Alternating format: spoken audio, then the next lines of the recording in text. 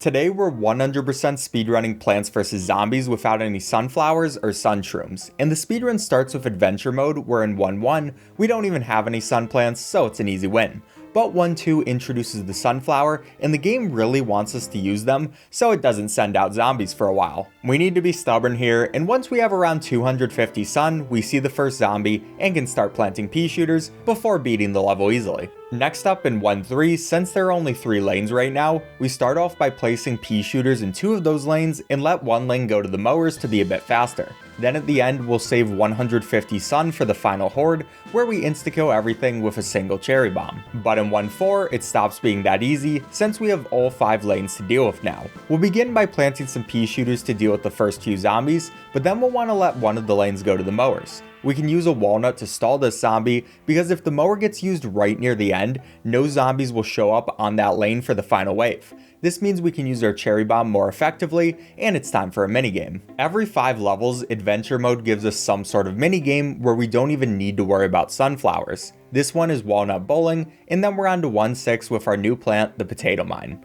Potato mines are super useful for this speedrun, since they only cost 25 sun and can insta-kill pretty much any zombie. All you need to do is give them a little bit of time to grow. So that means our plan is to use a couple of mines at the beginning of the level to save up more sun for pea shooters. We'll also use them as a way to stop pole vaulter zombies from running, since a single pea shooter can't defeat a pole vaulter alone. Then finally, I was able to let both my edge lanes go to the mowers at the end, giving us a really effective cherry bomb to end the level. On to 1-7, this is our first level with 2 flags, so we need to be a bit more careful about our mower usage. I like using some potato mines here and there when we're low on sun, and then the plan is to get 1 pea shooter in each lane by the first huge wave, and at least 2 by the second, which helps us take out the last wave. Then on 1-8, we need to start dealing with bucketheads. These zombies have tons of health, and we'll pretty much always want to use a potato mine on them since they take so long to kill. Other than that though, same strategies, and on to 1-9, which isn't too different. Like usual, we get a bunch of pea shooters down and use potato mines on hard zombies, and after a while, we're on to 1-10.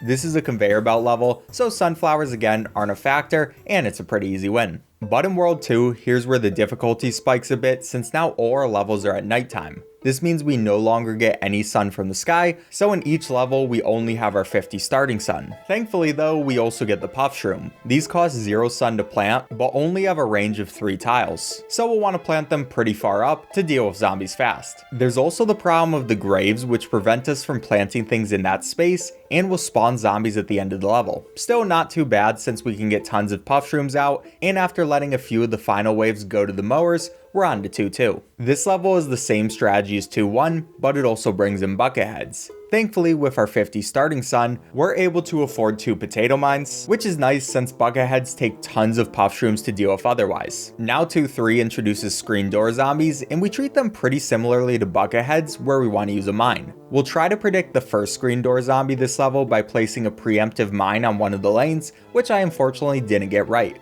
But this level only has 1 screen door zombie during the regular waves, so we can just use another potato mine to get rid of where he actually is, and finish out pretty quickly after that. Then 2-4 is pretty much the same thing as 2-2. Save our mines for strong zombies, stay alive for 2 flags, and keep planting puff shrooms until we finish out with a few mowers. And 2-5 is the whack-a-zombie minigame, so not too much to say for that. Now in 2-6, we get to meet the football zombie. Again, we'll try to preemptively potato mine him, but my predictions aren't the best right now. So we'll use our other potato mine to take him out, since he's by far one of the strongest zombies in the game. After that, same old strategy, and we're on to 2-7. And here the game finally gives us scaredy shrooms. These guys are great because they're a 25 cost plant that can shoot from anywhere. The only problem with them is they'll stop shooting if a zombie gets too close to them, but that's not really a problem here since we plant them in the back on rows with the most graves. And they'll make the next few levels a lot easier, especially 2-8 since here the game introduces disco zombies. These guys move pretty slow since they stop to dance a lot, but they'll spawn 4 zombies around them every once in a while. They're especially dangerous on the final wave when we let a few lanes go to the mowers, because if we use a mower on one of the disco zombies nearby lanes before killing the disco, they could spawn another zombie on that already mowed lane and get to the house. We just need to be careful about not letting that happen. Then in 2-9, it's just another 2 flag level that throws pretty much every zombie they have at us. Same old strategies for this one though, and we're on to 2-10, which is another conveyor belt level. So after beating that, World 2's done, and we're finally back in daytime for World 3, but we're in the backyard with 2 pool lanes. And even though puff shrooms can't damage zombies during daytime, we'll still be bringing them. Not for their offensive capabilities, but as complete sacrifices. I mean, at least they're dying in their sleep, so it's probably not that painful. Bringing these guys allows us to stall the zombies and collect more sun. Then eventually we're able to fill all our land lanes up with pea shooters before planting pea shooters on lily pads in the water lanes, since zombies will always take longer to spawn in water than the land. Now after all that, we get to 3-2, which gives us the squash. This is a 50 sun cost insta-kill plant, which means we can now insta-kill with both potato mines and squashes, so it makes 3-2 an easy win. Completing this level also unlocks minigames for us, and we're going to take a break from adventure mode to go on to one of the absolutely worst parts of this challenge, slot machine.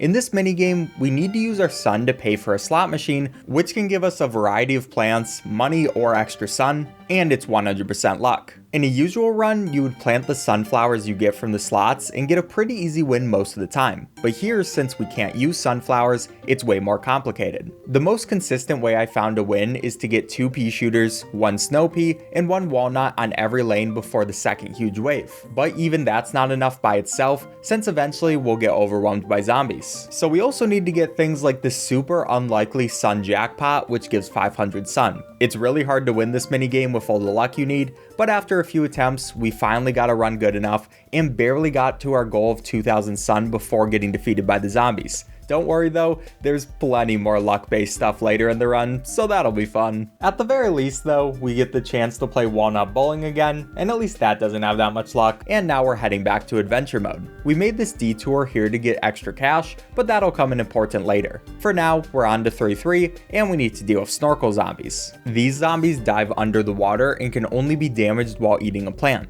So the best way to deal with them is to use a squash, which does get pretty expensive, but there's not much we can do about that right now, so we struggle through to the end and make it to 3-4, where we get a solution to this problem, the tangle kelp. This plant only costs 25 sun and will insta-kill any water zombie, so we now have a really cheap solution to both snorkel zombies and water bucketheads, which makes 3-4 a lot easier. And 3-5 is even easier than that, cause it's just another conveyor belt minigame. Gotta love them. Now for 3-6, we get to start buying the rake, which costs $200 from Crazy Dave's shop and lasts for 3 levels. This will always insta-kill the first zombie of a level, so it gives us more time to gather sun. And with this new upgrade, we can beat the next 2 levels pretty easily by placing down pea shooters in every row at the beginning, using tangle kelps on any water zombies, and using squashes on any zombonis. We also bought the pool cleaners from Crazy Dave for $1,000, so they can deal with the final wave of water zombies if we need them to. In 3-8 though, we start seeing dolphin zombies. These guys move super fast until they get to a plant and jump over it. Then they'll slowly continue through the water, so we can either place a lily pad far up in the level to let our pea shooters attack them,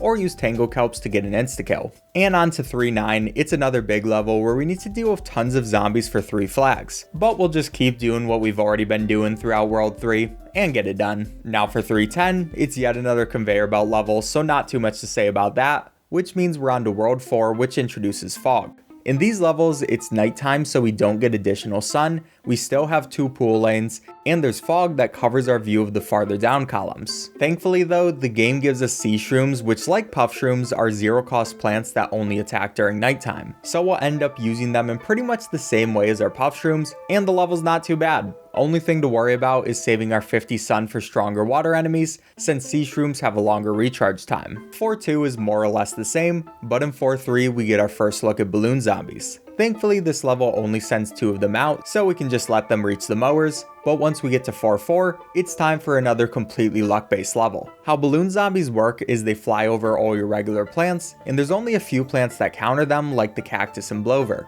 Unfortunately for us though, those 2 plants are too expensive, so instead of relying on attacking balloon zombies, we just kinda have to hope they don't go to the same lane twice, so our mowers can do the job. Yeah, this level is definitely up there with the slot machine minigame for the most annoying levels, but with a little persistence, we finally got the luck we needed, and we're on to 4-5, the vase minigame. And like usual, it's a minigame level, so it's easy. Now next up for 4-6, 4-7, and 4-8, we luckily don't need to worry about balloon zombies, so it's back to just planting a bunch of puff shrooms and sea shrooms. Only real issue for these levels are on 4-7, we need to hope we don't get too many water bucket heads, since if we run out of sun for tangle kelps, they take about 5 sea shrooms to kill. And in 4-8, we get to deal with pogo zombies. So we'll let the first one go to the mowers and then fill that lane with puff shrooms in case another one comes later in the final wave. But then on 4-9, balloon zombies are back and it's time for some more RNG.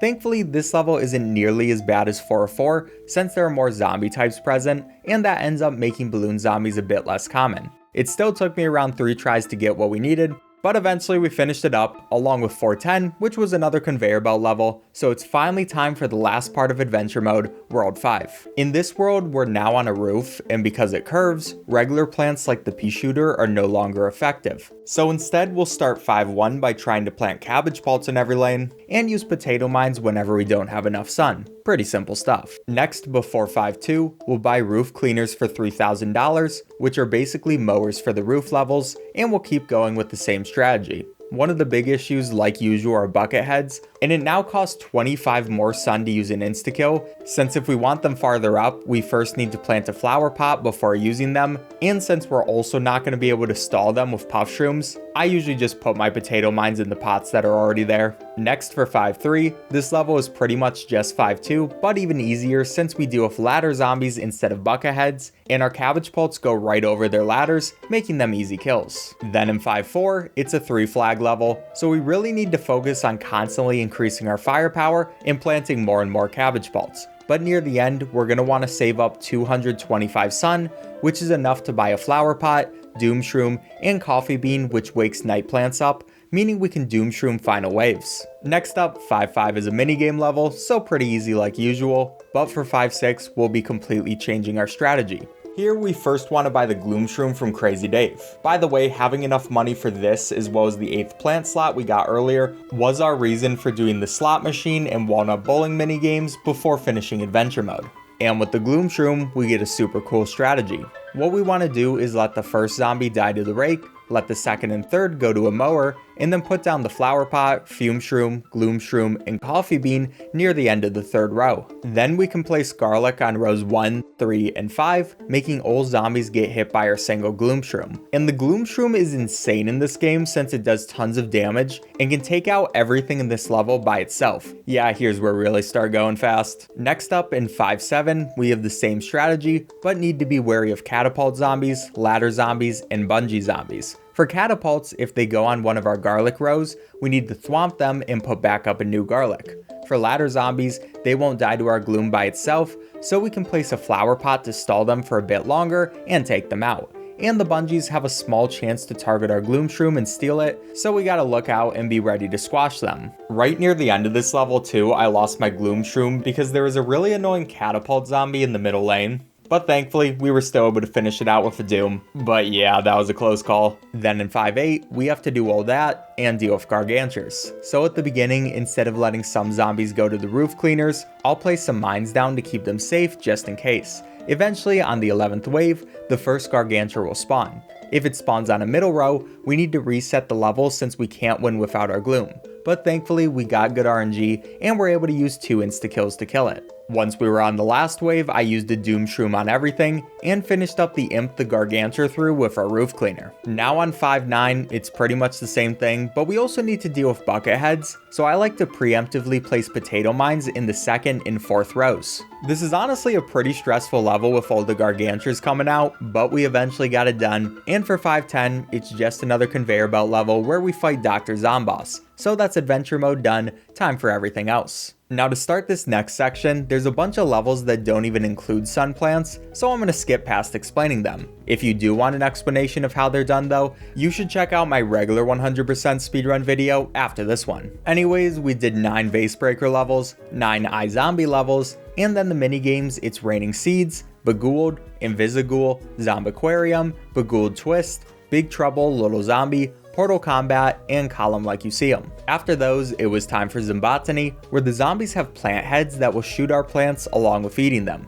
so we need to be careful to not let the plants take too much damage, and that's why we're back to Gloom Shroom strats. We'll be placing a Gloom on column 3, and then Garlics on 1, 3, and 5. This deals with most regular zombies, but then anytime there's a Walnut zombie, we just need to plant an insta-kill, which will finish them up. Only other thing to worry about is that our Garlics will die pretty fast in this level, so I do need to keep track of planting new ones, but overall, pretty easy stuff. Now we're on to Zombie Nimble Zombie Quick, and we bought the cattail from Crazy Dave's shop right before it. This is a water plant that you place on top of a lily pad for 225 sun, and it's absolutely insane. It can shoot zombies in any lane, and is perfect for this level since it allows us to save a lot of sun. Oh yeah, by the way, the gimmick for this level is that pretty much everything goes faster than usual, so we need to react faster, and the puff shrooms like usual are really helpful for this to stall. Then after our cattail, I can focus on getting Gloom Shrooms in the 2nd and 5th rows, which cover every lane, and we're pretty much good to go once this setup is complete. From here, we can quickly do Whack-A-Zombie, which doesn't really need an explanation, and then Last Stand. And I'll actually explain our Last Stand strategy, because even though it doesn't require sun plants, we'll be using this level to grind some money. This is a setup I found from a YouTuber named Localhost, which has tons of marigolds, some Gloom Shrooms protecting them, and 2 gold magnets to grab all the money the marigolds produce. Then throughout the waves, we just need to repair any garlic or pumpkins that get too damaged, and we're able to beat the level while getting around $10,000 each time.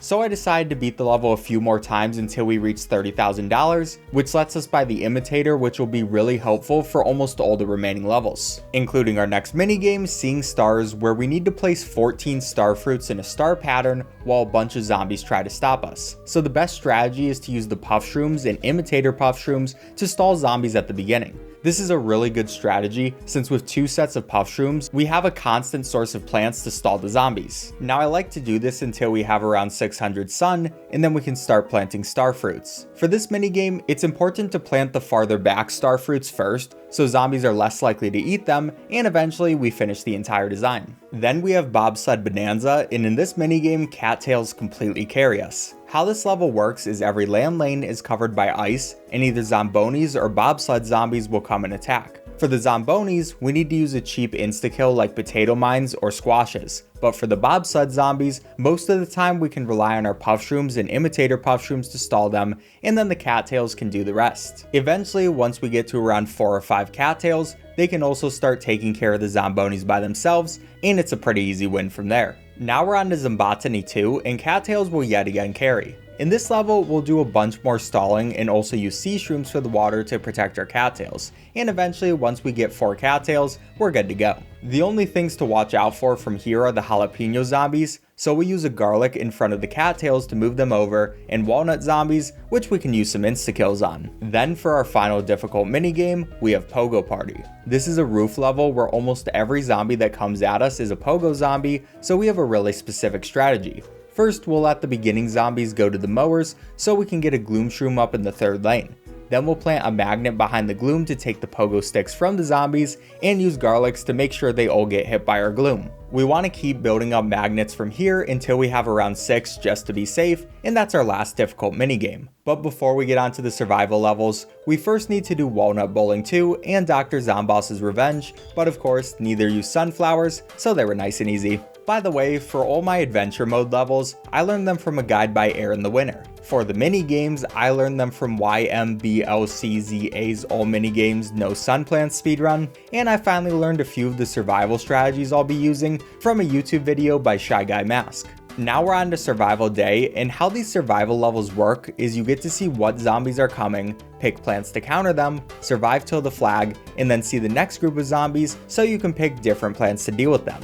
And each of these levels has a total of 5 flags. But for the easy survivals, the hardest zombies we'll ever need to deal with are kinds like the disco and football zombies. So for this first survival, it's as simple as building 2 full columns of star fruits and 3 extras on the 2nd and 4th rows. Then we add in some garlic to keep our guys safe, so we have plenty of time to react to anything and beat this first survival. Next up, we'll be doing Survival Pool, since I needed a little bit more money to buy something from Crazy Dave's shop before we could do the night levels. In this one, we'll be completely switching up our strategy and starting out with a cattail to deal with all the zombies in the first flag. Then we can slowly get more sun until we're able to afford gloom shrooms for rows 2 and 5, which we'll also cover with garlic. From here, we can keep building up more glooms and add some tall nuts to the pool lanes when we get more difficult pool zombies. But overall, it's really safe and a fast strategy. Now on to roof survival. We'll be using pretty much the exact same strategy that we did for the last few roof levels in adventure mode. We can potato mine the first few zombies until we get enough sun to plant a gloom shroom in the middle row,